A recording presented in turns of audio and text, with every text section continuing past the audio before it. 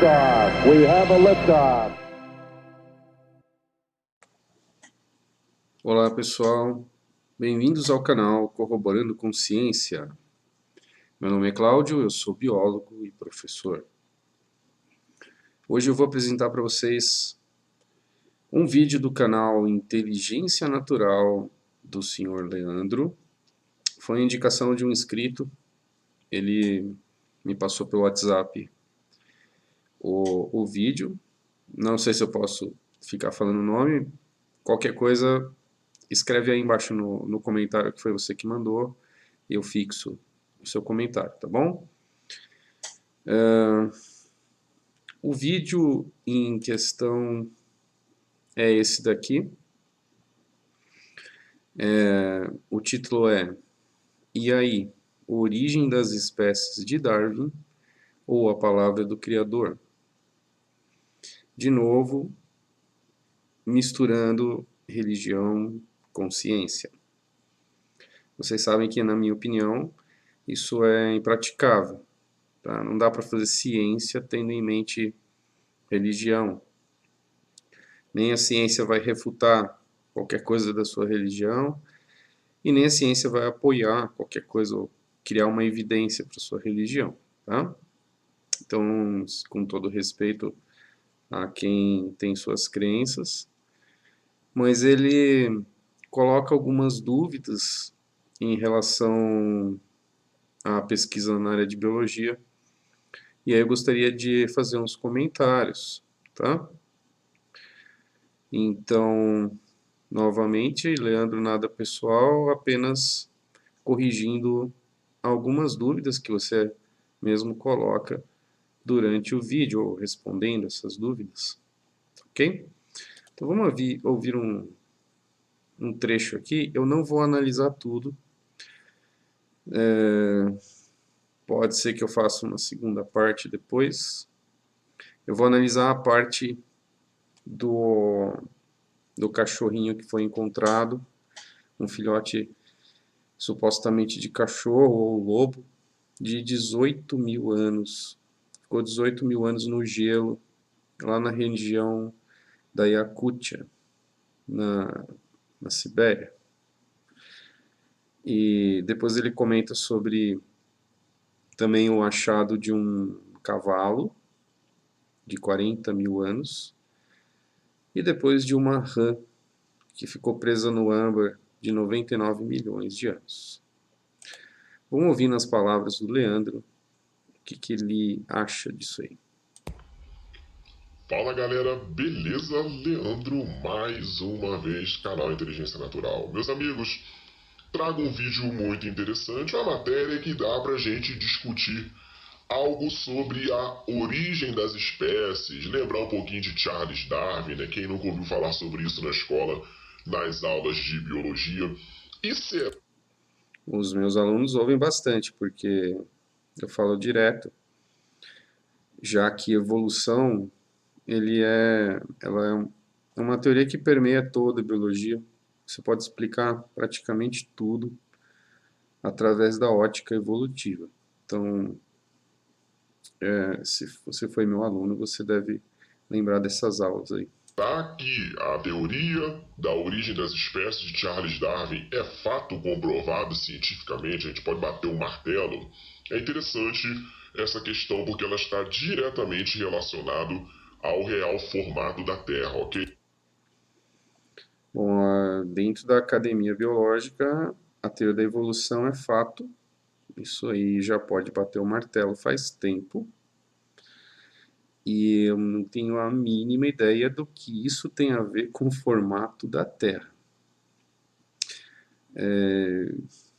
Não dá para entender como você quer ligar a evolução com o formato da Terra, Leandro. É por causa da idade da Terra? É isso? Não dá para entender, cara. E se você gostar do vídeo, dele no like e vambora conversar. Meus amigos, é o seguinte, saiu essa notícia há algum tempo, tá? E eu quero falar, há algum tempo, pouco tempo, né? Ontem, 3 de dezembro de 2019. Eu fiquei de fazer esse vídeo ontem, mas eu tava aqui envolvido com outras coisas, saiu a situação aí do Mantovani, do negócio de terra plana, Funarte, aí eu foquei mais nisso. Então, meus amigos, isso aqui é uma notícia muito interessante e por isso eu fiz questão de abrir a página da Super Interessante, né? Com certeza a notícia é bem interessante, muito legal. Agora, ok, super interessante, eles divulgam algumas notícias, mas isso aí, pessoal, se você quer realmente saber sobre o assunto, não dá para ficar só na super interessante, né? Você tem que baixar os artigos científicos e ler.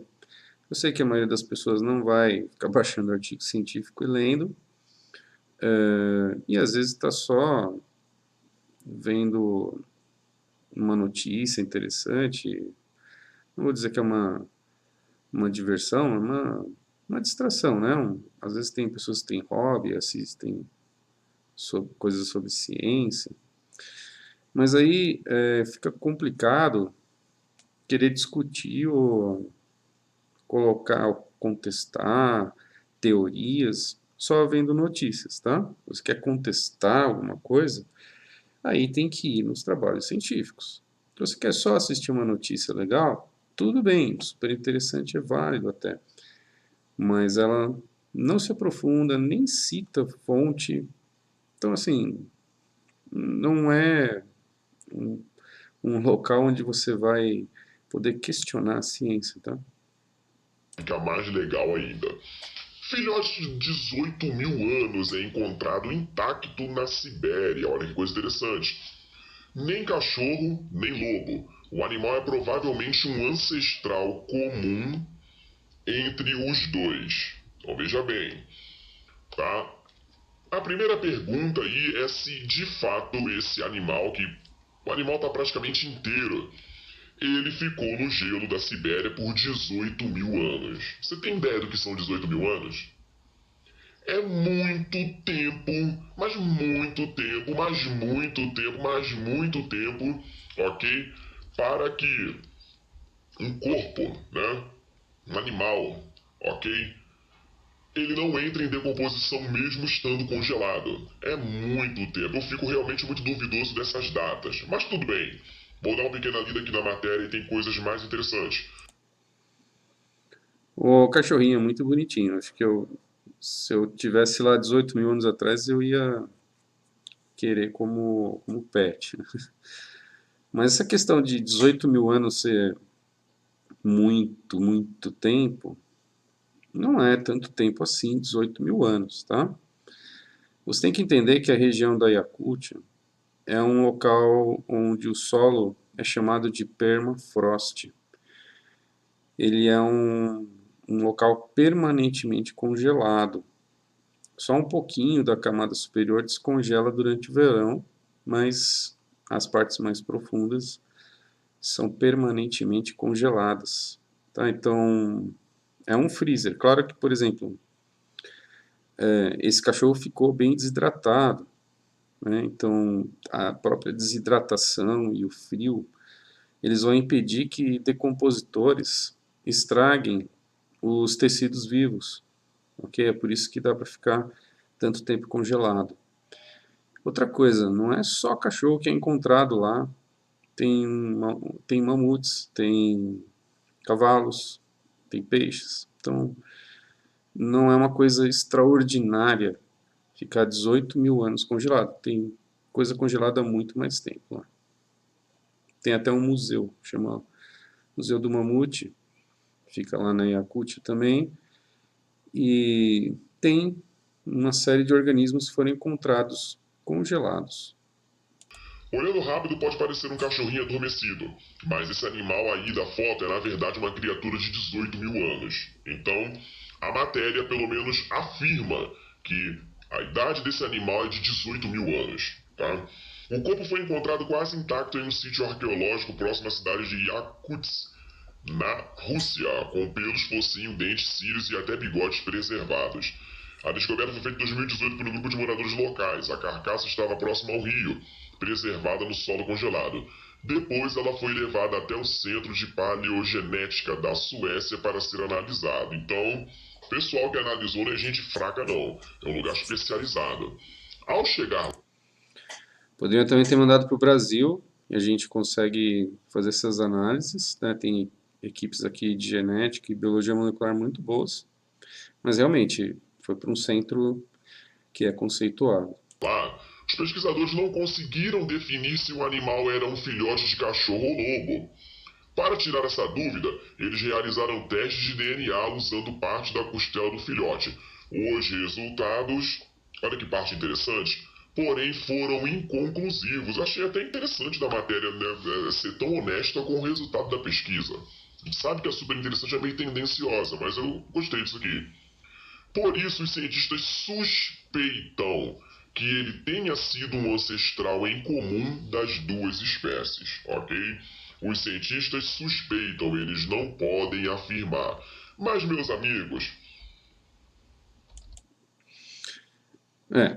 Quando a super interessante vai contra as crenças dele, ele acha ela tendenciosa. Quando ajuda na argumentação dele, aí, nossa, que surpreendente, eles foram honestos, né? Realmente faz parte da ciência, quando você chega num ponto que é inconclusivo, você tem que dizer que é inconclusivo.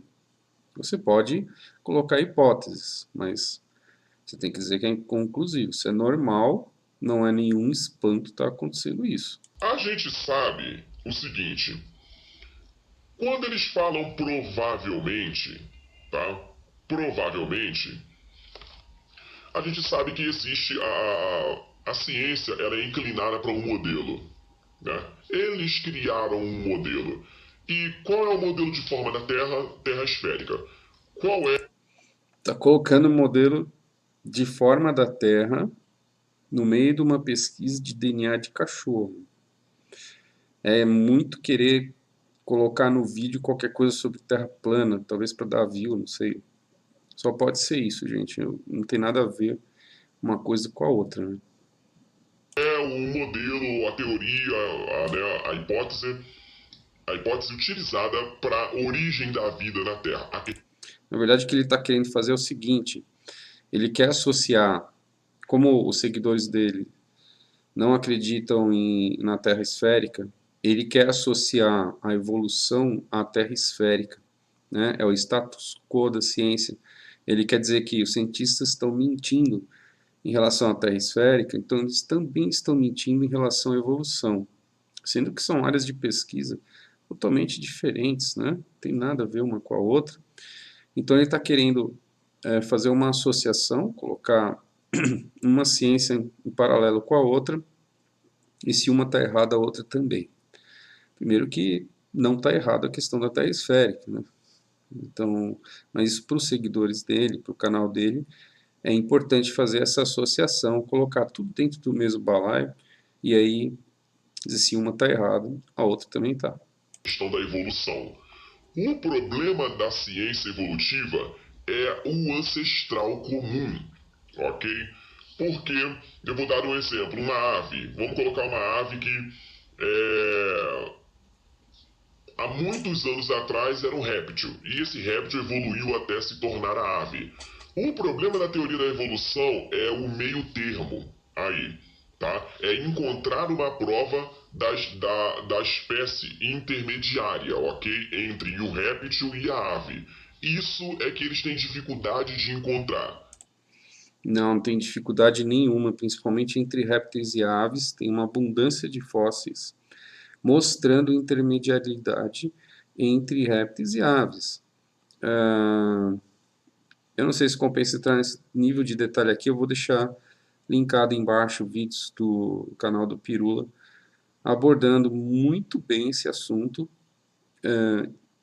mas eu posso depois fazer um vídeo só sobre fósseis intermediários, que é o que ele está reclamando aí. Eles costumam dizer que não tem fósseis intermediários, mas a gente tem várias situações onde foram encontrados fósseis intermediários entre espécies, tá? Seja em registros fósseis ou de outra forma. Então, fica tudo no campo do provavelmente. E provavelmente é especulação, tá? Provavelmente é o eu acho. Não é uma especulação. Especulação é você soltar uma ideia sem embasamento nenhum. Isso é uma especulação. Quando eles falam provavelmente, eles têm dados para isso. Eu vou mostrar através de um paper que eu encontrei aqui. Acreditamos, pensamos. É engraçado quando o pessoal que pesquisa o assunto Terra plana fala assim, ó, provavelmente funciona dessa forma. Eu penso assim, quanta pedrada o pessoal leva, né?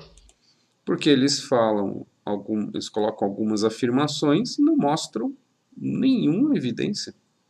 Aí é especulação, né? Terra plana é especulação pura, né? Por exemplo, eles falam de domo. Aí quando você questiona, não é bem assim, existe um domo pessoal para cada um. Umas coisas que saem do nada e não tem evidência nenhuma, não tem dados, não tem observação. E isso sim é especulação. Quando o cientista fala, provavelmente é isso ou aquilo, tem um monte de dados por trás, ficou inconclusivo, porém ele tem dados para mostrar. Quanta pedrada em cima do pessoal da Terra plana. Agora, quando a ciência diz, passa batido. Mas eu não vou deixar passar batido, não. Veja bem, 18 mil anos não deu para saber se é um lobo ou se é um cachorro. Me parece muito com um cachorro, mas tudo bem. Estão dizendo aqui. Agora eu vou pegar notícias semelhantes. Detalhe, cachorros e lobos são muito parecidos, tá? Claro que algumas raças são bem diferentes. Mas se você pegar determinados breeds, né, que eles falam de cachorros, eles são bem parecidos com de lobos. Independentemente disso, você analisar esqueletos antigos, quanto mais antigo o esqueleto, mais próximos os cachorros estavam dos lobos. Então, o esqueleto vai ser muito parecido. E aí a gente vai discutir um pouquinho sobre essa questão da origem dos cachorros daqui a pouco, tá? Essa.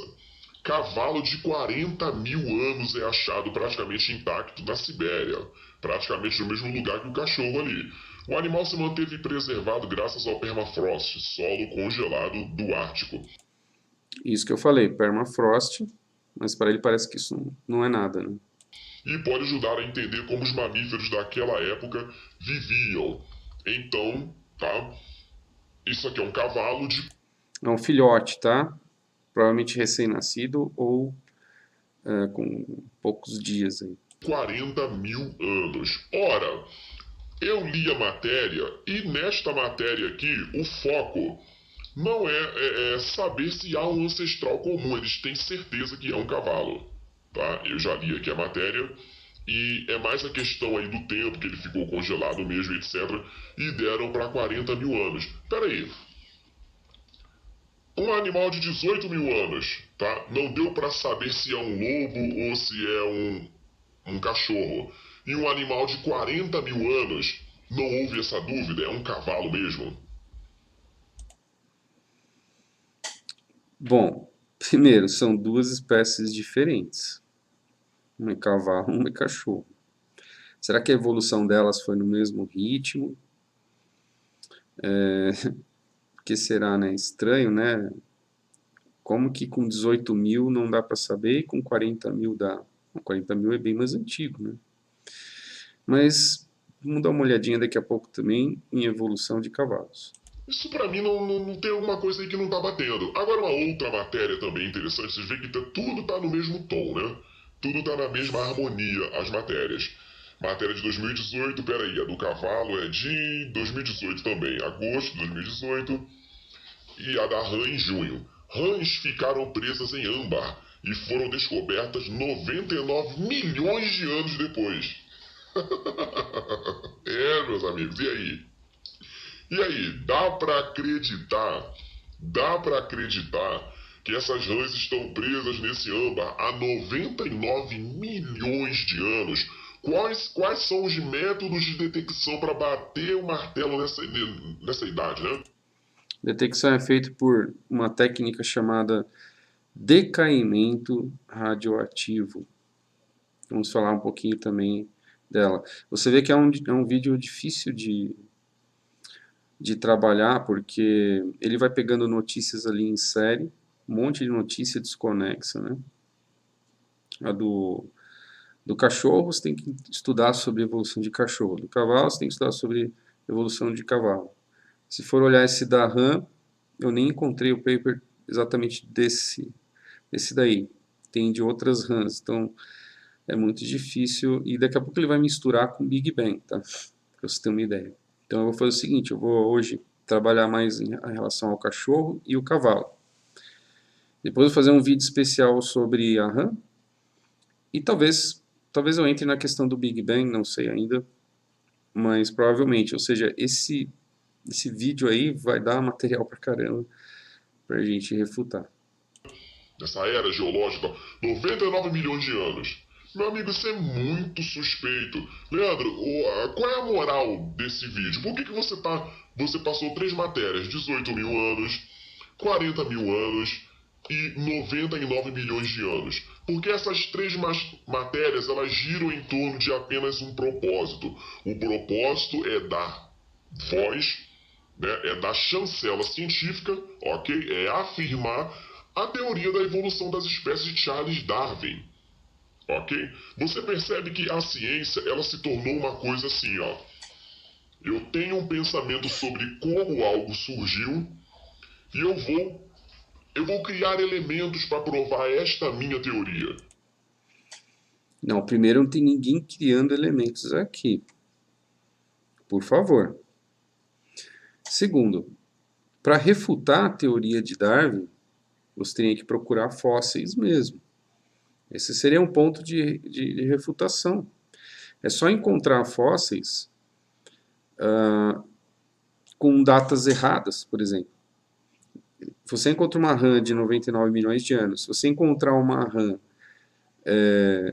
de uma espécie atual 99 milhões de anos, isso é uma complicação muito grande para a teoria de Darwin, né? Agora, quando você encontra uma rã dessa, que já é extinta, ela não existe mais, a estrutura óssea dela é toda diferente, houve modificação ao longo do tempo. Então, encontrar os fósseis e eles estarem com as datações corretas e com a ordem correta de aparecimento, vai corroborar com o darwinismo. Então, ninguém está criando fatos, simplesmente encontraram um fóssil. Agora, esse fóssil, ele bate com o que a gente conhece da história evolutiva. Se ele bate, se ele se encaixa, ele corrobora. Se ele não bate, nós temos um problema para resolver, tá? Então não tem ninguém criando fatos aqui, apenas encontrando as evidências. E elas estão batendo. Ok? Eu não vou deixar que a teoria se prove, ela prove por si mesma, entendeu? Essas idades, esse tempo é para justificar uma teoria, ok? Não tem prova. Tem prova, sim. Tem dados de datação radiométrica, tá? Às vezes tem as camadas de gelo que você pode contar. Anualmente é formado uma camada de gelo e quando você escava você pode contar quantas camadas de gelo foram formadas, elas são distinguíveis, tá? Então você pode contar quantos anos. Enfim, existem só de datação radioativa, você pode ter várias evidências com elementos químicos diferentes que batem um com o outro. Então dizer que não tem provas é absurdo, é uma coisa totalmente fora de propósito. Você não leu nenhum trabalho sobre datação, nenhum, né? Porque você está dizendo que não tem. E assim, ninguém está forjando nada, então você está dizendo que está sendo forjado, é isso? Cabe a você provar, então. Pega um fóssil em âmbar, compra todo o equipamento necessário, monta um laboratório de datação radiométrica e prova, tá? Eu sei, não é fácil, né? Por isso que ninguém faz isso na esquina. Só que não tem outro jeito. Só ler uma matéria, ficar assustado com a quantidade de anos e dizer que não pode ser, isso não é ciência, tá? Então, primeiro, não fala que seu canal é divulgação científica. Segundo, não tente refutar dados científicos lendo matérias super interessantes. Ok? Isso aí é para divulgação de notícias só. Não tem dado nenhum aí, não mostra nada. Provavelmente foi feita uma datação desse âmbar para afirmar tal idade. Não há comprovação científica de que um animal há 18 mil, a 40 mil, a 99 milhões ou há bilhões de anos atrás era outra coisa que evoluiu para o que é hoje. Tá? A teoria lá de Charles Darwin ela não é fato comprovado. Por mais que uns tentam e etc., os evolucionistas, aquela briga toda, não é. Na criação, na palavra do Criador em Foi bom que você pegou o exemplo do cavalo, que o cavalo é um dos melhores exemplos de macroevolução, onde a gente tem uma quantidade de fósseis imensa, dezenas de espécies intermediárias, a gente tem árvore filogenética, a gente tem DNA, um monte de evidências mostrando macroevolução nos cavalos. Eu vou começar a destrinchar essa parte, ele vai a seguir começar a falar da criação, não questiono isso daí, não vou questionar nenhum aspecto religioso, eu acho que ele tem o direito de acreditar nisso, sem problemas, só que você vai ter que fazer uma conciliação entre a sua fé e a ciência, porque elas contam histórias diferentes, né? Então, você vai ter que entender que a religião é no âmbito sobrenatural e a ciência é no âmbito natural. Os dados são diferentes, ok? Você pode conciliar as duas, uma não exclui a outra. E sobre o cachorro, desculpa, em seguida ele entra numa questão aí de Big Bang também. Eu não vou explorar essa parte nesse vídeo, tá bom?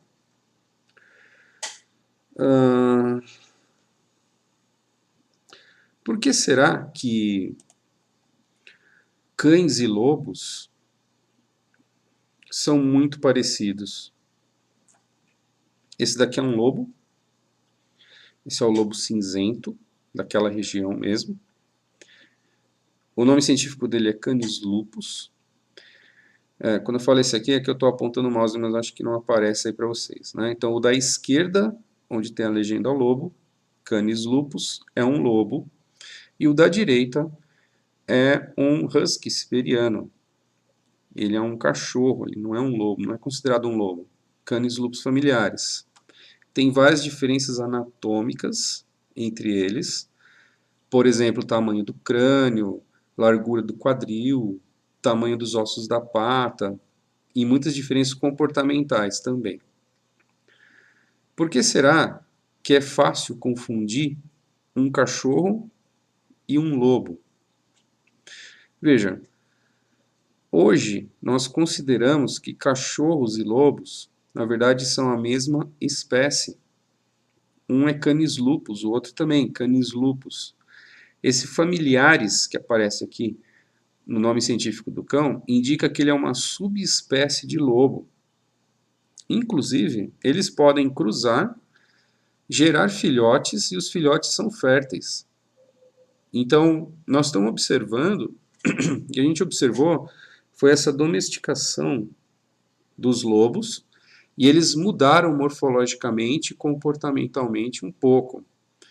Mas ainda não são espécies distintas, são na verdade o cachorro é uma subespécie do lobo. No passado a gente já considerou como espécies diferentes, tá? Só que as evidências hoje apontam para a formação de uma subespécie. Com o tempo e o isolamento, o cachorro vai ser uma espécie diferente de lobo, pode ser que eles não cruzem mais, tá? Isso dentro de uma definição bem clássica de espécie, porque mesmo assim, hoje é difícil ter uma definição muito precisa do que é uma espécie, tá? Então, quando você encontra aquele filhotinho deixa eu pegar aqui pegar um artigo aqui para vocês. Quando você encontra aquele filhotinho de cachorro, o artigo original é esse aqui. O artigo foi publicado, acho que em 2019, né? E foi uma notícia só, como se fosse uma pequena comunicação. E aí ele explica aqui que eles encontraram, que ele tem provavelmente 2 meses de idade, deram um nome pro filhotinho de Dogo, que significa amigo, e aí eles aí foram fazer os testes de DNA, tá? Então quando se encontra um corpo desse aqui, às vezes é difícil determinar se é um cachorro ou se é um lobo, exatamente porque ainda não são espécies muito distintas. Ainda mais filhotes, né? Os filhotes, eles têm desproporcionalidades ali. Enfim, os ossos ainda não estão completamente formados. É um bebezinho de 2 meses. Então, muitas vezes é quase impossível, você tem que mandar para DNA. E mesmo assim, pelas, pelas explicações atuais e dados recentes de genética dos cachorros e lobos, eles também são muito próximos em relação à genética. É até um pouco complicado fazer essa separação entre cachorro e lobo. Tem um outro trabalho aqui interessante, que é uma revisão, vou mostrar para vocês, é uma revisão também aqui de 2014, tá? Onde eles analisam fósseis e genoma de cachorros do mundo inteiro. Existe uma discussão muito legal aqui, eu estava lendo essa discussão, é um trabalho bem interessante, vou deixar todos esses trabalhos linkados aí para vocês, quem quiser baixar e ler. Tá? Então eles analisam evidências de fósseis, tá? Eles analisam o genoma, eles analisam DNA mitocondrial, eles analisam cromossomos Y, tudo isso para rastrear a origem dos cachorros e quando mais ou menos que eles começaram a se separar dos lobos. E aí eles coletaram amostras genéticas amostras de DNA, né, portanto, de cachorros ao longo do mundo inteiro, de várias raças, de lobos também, tá? Quando aparecem esses Ws aqui, ó, W20, W23, W21, isso aqui é lobo, tá? Os D são dogs, né? São cachorros. E aí eles conseguem criar essas árvores filogenéticas através da bioinformática, que analisa as sequências de genes do DNA deles. Veja que existem árvores aí para cada região do planeta, tá vendo? Europa, Ásia, China. Eles não vieram aqui para América Latina, pelo visto. Deixa eu ver. Enfim, fizeram toda essa análise genética, análise de microsatélites aqui dos cromossomos, montaram isso aqui é um gráfico representando uma árvore que a gente chama de cladograma, tá? Uma árvore filogenética dos vários cachorros aqui ao longo do mundo. Comparação também de sequências de DNA.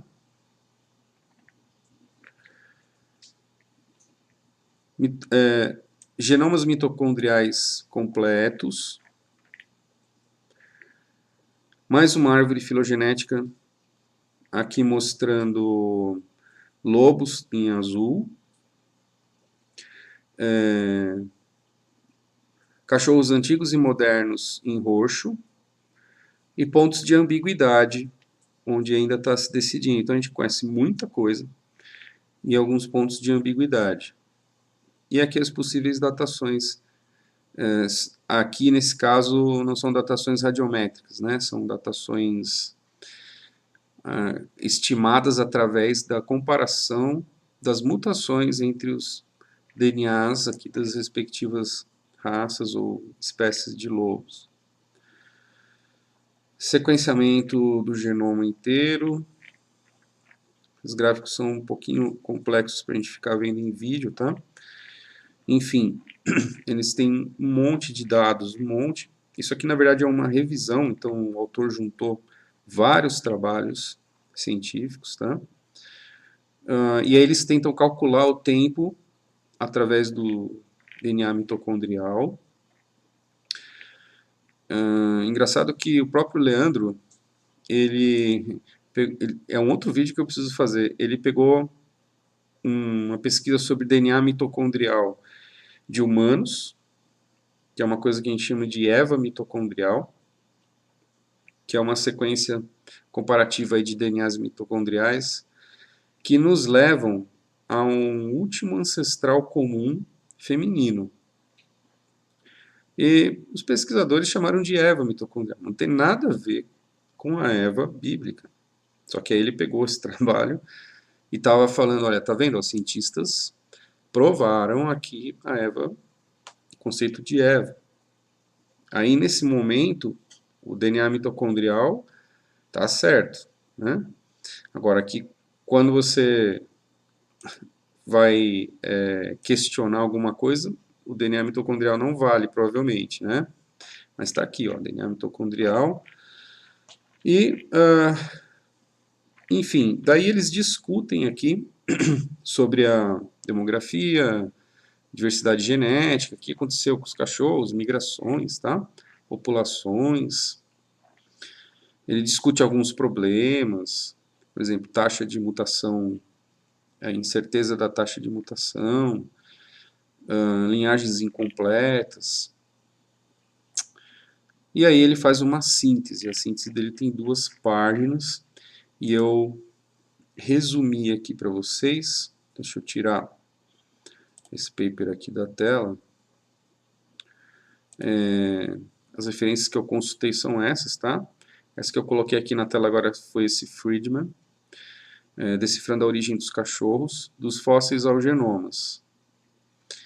Essa aqui também é interessante, na verdade essa daqui é aquela original, mostrando o bebezinho lá, o cachorrinho pré-histórico, né? Deixa eu colocar ela aqui para vocês, que ela é muito bonitinha. Vou colocar de volta esse aqui. Esse é o trabalho lá da publicação, é que eu já tinha mostrado, né? Então mostra o bebezinho do cachorrinho lá e corresponde a este primeiro trabalho aqui. Então vocês podem baixar através desse DOI, vocês conseguem baixar o trabalho na internet, tá? E o número 2 é esse apanhado de trabalhos aí que foram discutidos e muito bem apresentados. Bom, os principais pontos são, então, cachorros evoluíram de uma ou mais populações de lobos. Então não é uma evolução muito linear, tá? Inclusive essa domesticação aconteceu num período longo, olha, entre 35 mil e 11 mil anos. Então esse cachorrinho que eles acharam de 18 mil anos, ele está no meio dessa domesticação ainda, ele está no processo de domesticar. Pode ser, inclusive, que populações de cachorros que já estavam em processo de domesticação voltassem a cruzar com lobos. E aí complicava, porque misturava o DNA. Então, tem hora que a gente olha para o DNA e não tem certeza se aquilo é um cachorro ou um lobo, porque está misturado. Inclusive, como as diferenças são pequenas, muitas vezes você encontra um corpo, encontra um resquício de DNA, mas não encontrou um pedaço onde havia muita diferença. Então, pode ser que esteja coincidindo aquele trecho de DNA ser muito parecido com o de lobo, e aí você fica com a incerteza, mas os dados são apresentados. Tá? Não é uma conjectura isso daí. Então, a história de domesticação de cachorro passou por uma complexa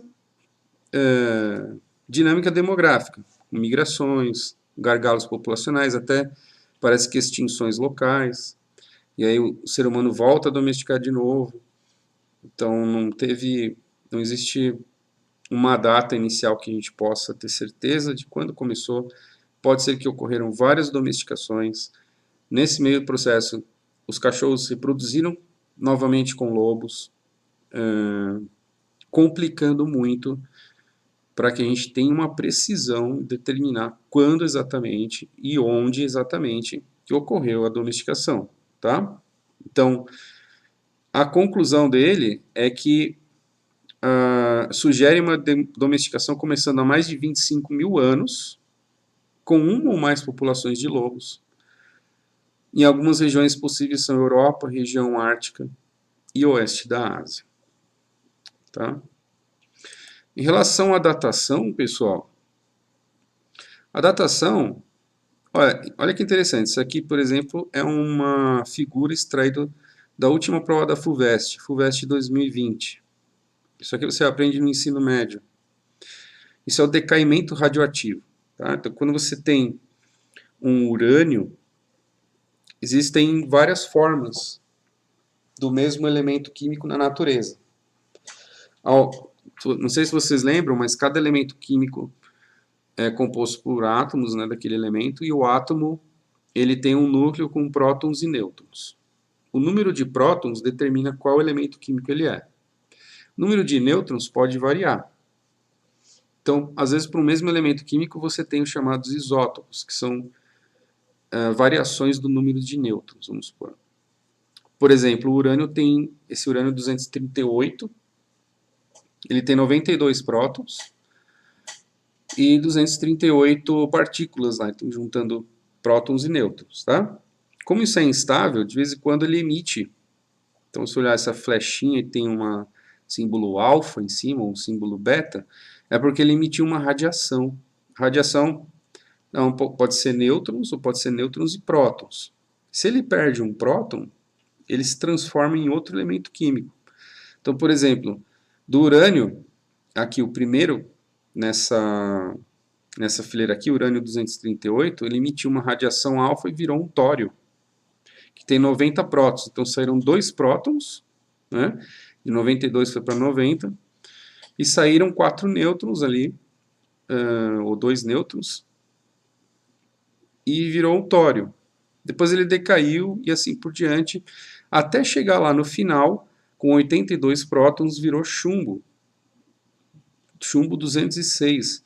E ele é estável. Daí ele não decai mais. Então o que acontece? Vou pegar uma outra imagem aqui. Colocou aqui 3 exemplos para vocês de decaimento radioativo. O primeiro começa ali com urânio 238, ele vai decaindo e lá no final forma chumbo 206. Na segunda linha aqui, segunda coluna, tem urânio 235, então é urânio, que tem 92 prótons, tá? Mas tem um pouco menos de nêutrons. É instável. Aí ele decai e forma chumbo 207. O tório 232 é um outro elemento químico, vai formar chumbo 208. Só que as nossas medições em laboratório mostram que o urânio 238 ele decai numa taxa muito lenta.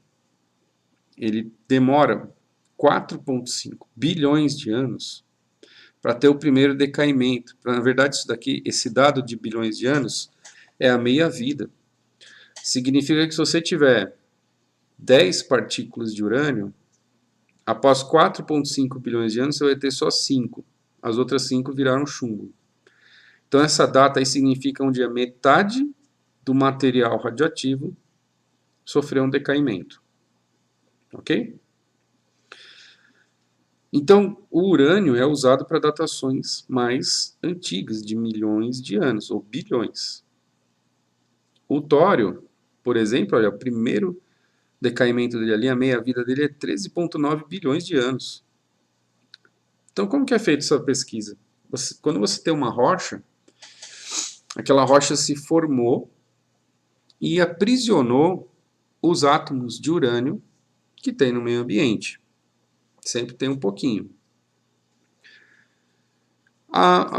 Como a rocha se solidifica, não vai nem entrar mais urânio e nem escapar mais urânio. E lá dentro da rocha o urânio vai decaindo. Então, para saber a idade de uma rocha, basta pegar a rocha e analisar qual a concentração de urânio 238, por exemplo, e de chumbo 206. Sabendo a proporção entre eles, você vai conseguir estimar o tempo que demorou para ter esse decaimento. Ok? Então, por exemplo, se tiver o dobro de urânio em relação a chumbo 206, ocorreu uma meia-vida. Então, vai dar cerca de 4,5. Um pouquinho mais de 4,5, né? Porque você está vendo que aqui do tório para o rádio, por exemplo, demora 83 mil anos. Do urânio 234 para o tório, 270 mil anos. Então, por aí, 4,5, 4,6 bilhões de anos para metade do urânio 238 se transformar em chumbo 206. Ok? Então, quando a gente pega um fóssil, a gente pega um pedacinho da rocha e vai para um laboratório de datação radiométrica. E lá eles fazem vários testes com urânio 238, com urânio 235, com tório e com outros que eu nem sei aí te falar de cabeça agora. Tá? Então eles vão fazer com vários elementos químicos e tem que bater. E se tem uma coisa que é um relógio perfeito, são os átomos. Tá? Os átomos, eles funcionam de maneira muito precisa e similar quando é o mesmo átomo, né? Então, dessa maneira, a gente consegue fazer as datações. Alguns elementos têm datações mais rápidas, alguns elementos têm o decaimento, a meia-vida deles, mais rápida. Por exemplo, o carbono 14. Então, o carbono 14 é também um elemento radioativo, porque ele é instável, o núcleo é instável, de vez em quando ele ejeta alguns nêutrons, né? E aí a gente consegue avaliar as porcentagens de carbono 14 numa rocha ou num osso, por exemplo, humano, ou em algum tecido, e verificar a idade. E o carbono 14 é mais usado para a faixa de milhares de anos, por exemplo, 50 mil anos. O carbono 14 não é usado para bilhões de anos, tá? Aí a gente usa um elemento químico mais apropriado, cuja meia-vida se aproxima disso daí. Então é dessa maneira que é feita a datação. Isso aqui é só um resumo, uma pincelada. Talvez eu tenha que fazer um vídeo falando sobre datação, né? Deixa eu pegar aqui para vocês a história do cavalo.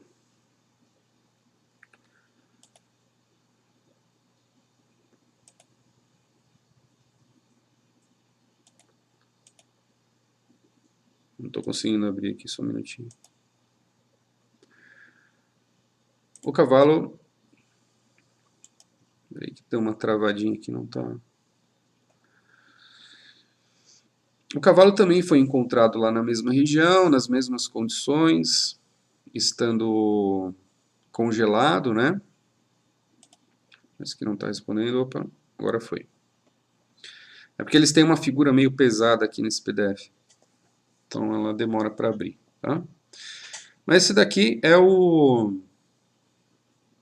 trabalho que eu trouxe para vocês, não é o trabalho daquele cavalo que foi encontrado, também é um resumo, digamos, uma síntese, né? A gente chama isso aqui de levantamento bibliográfico, e aí ele faz uma análise aqui. O cavalo, pessoal, já é algo um pouco mais estabelecido do que cachorro. Primeiro, que a história do cavalo começa bem lá atrás. Nós estamos falando aqui de 55 milhões de anos, tá? Os primeiros ancestrais do cavalo eram bem diferentes, eles eram pequenininhos. A gente tem os fósseis bem completos desses animais, tá bom? Só que o cavalo, ele se diversificou aqui numa árvore filogenética. E aí eu vou começar a explicar um pouquinho isso aqui. Na verdade, explicar rapidamente para não estourar muito o tempo, tá? Então, duas coisas que a gente pode observar aqui muito interessantes são, primeiro, cavalo é esse aqui, ó, gênero Equus. Esse aqui é onde está marcado N América, América do Norte. Ele é o gênero Equus, tá? Vou marcar aqui para vocês, ó, Equus. Esse é o cavalo que a gente conhece. Olha só, quando a gente imagina que surgiu o cavalo, os cavalos modernos, né? 5 milhões de anos. Então, estou falando do gênero Equus, tem várias espécies de cavalo aqui. Aquele cavalinho que eles encontraram não é do cavalo que vocês estão acostumados a ver por aí, que a gente usa para montar, fazer competições. Ele é uma outra espécie extinta. Então, assim, ao encontrar aquele ser congelado, não havia dúvidas que era um cavalo, pela anatomia dele. E, inclusive, sabia-se que não é o cavalo atual, é uma outra espécie extinta. Ok? Agora, 40 mil anos atrás, é tranquilo para os cavalos. Eles já existem há 50 milhões de anos, então não tem dúvida nenhuma que é um cavalo. Tá? Ele é do gênero Equus, mas é uma outra espécie. A outra coisa interessante é que o cavalo, ele tem toda essa árvore aqui, tem dezenas de espécies diferentes de cavalos que já existiram. Mas do ancestral inicial a 55 milhões de anos, que é esse aqui, até a chegada, né, então se a gente vem seguindo mais ou menos aqui pela árvore e chega aqui no cavalo atual, ocorreram várias transformações, tá? E a gente reconhece que essas espécies intermediárias são cavalos por características anatômicas e também alguns traços de DNA que algumas pesquisas dá para pegar aqui mais próximo do cavalo atual, tá? Então a gente consegue reconhecer características anatômicas de cavalos até chegar aqui. E os cavalos são dos exemplos mais interessantes de macroevolução. Então, Leandro, sinto muito, o tiro saiu pela culatra, né? Você quis dizer que o darwinismo estava lascado porque cada hora é uma data, 18 mil anos, 40 mil anos. Com 18 mil você não sabe se é a mesma espécie, né, em relação ao cachorro ou ao lobo, e com 40 mil você sabe que é um cavalo. Uma espécie não tem nada a ver com outra, a história evolutiva é totalmente diferente, o tempo totalmente diferente. Pode observar, pessoal, que alguns gêneros duram milhões de anos, tá? Outros duram menos. Espécies duram menos ainda que o gênero. Então é normal ter essas discrepâncias de datas. Para uma espécie é mais rápido a evolução, para outra é mais lento.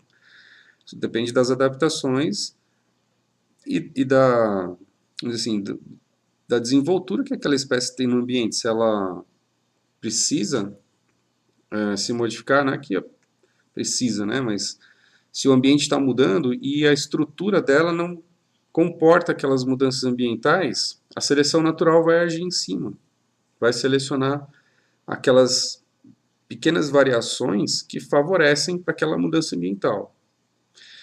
Se a espécie comporta essas mudanças ambientais, ela não precisa variar nada, nem ser selecionada. Então ela vai ficar por mais tempo com o mesmo corpo, o mesmo formato, sem mudanças, tá bom? Então, o tempo que uma espécie vai mudar ou não varia de acordo com as adaptações que ela tem para o ambiente. Provavelmente para os cachorros foi necessário, para os cavalos não. Então eles estão com aí, o mesmo gênero há muito tempo.